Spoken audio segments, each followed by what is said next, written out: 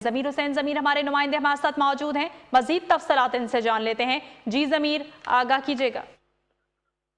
जी बिल्कुल, मौलाना फजलुर रहमान से आज पाकिस्तान पीपल्स पार्टी के चेयरमैन बिलावल भुट्टो जरदारी जो हैं वो मुलाकात करने के लिए वहां उनके रिहाइशगाह पर पहुंच रहे हैं। और आज भी ये बड़ी अहम मुलाकात है क्योंकि जब से आज़ादी मार्च का ऐलान किया गया तो उसके बाद पाकिस्तान पीपल्स पार्टी और नून लीग जो है वो काफी मुतहर्रिक नजर आ रही है और मौलाना फजलुर रहमान से मुलाकातों का सिलसिला जारी रखा गया है। और इस वक्त भी मौलाना फजलुर रहमान जो है वो अपनी जो पार्टी है उन्होंने पार्लिमानी इजलास बुलाया हुआ है और वो इस इजलास में मौजूद है और 4 बजे तक उनकी जो पार्टी है वो इजलास जारी रखे हुए है। और फिर 4 बजे बिलावल भुट्टो जरदारी की जो मुलाकात का वक्त बताया गया है कि वो यहाँ पहुंचेंगे और मजीद जो उनकी मुशावरती कौंसिल है मौलाना फजलुर रहमान की उसमें जो फैसले किए गए उसके हवाले से भी बिलावल भुट्टो को आगाह किया जाएगा और फिर उनको वेलकम किया जाएगा।